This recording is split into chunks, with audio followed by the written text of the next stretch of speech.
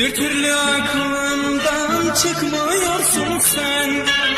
Feryadımı duyup dönmüyorsun sen. Bir türlü aklımdan çıkmıyorsun sen. Feryadımı duyup dönmüyorsun sen. Ne vardı sanki böyle küsüp kaçacak? Ne vardı sanki böyle küsüp kaçacak?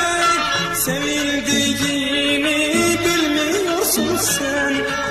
Sevildiğini bilmiyorsun sen. Dön gel artık cahil civelek yarim. Bir bilsen seni ben nasıl severim.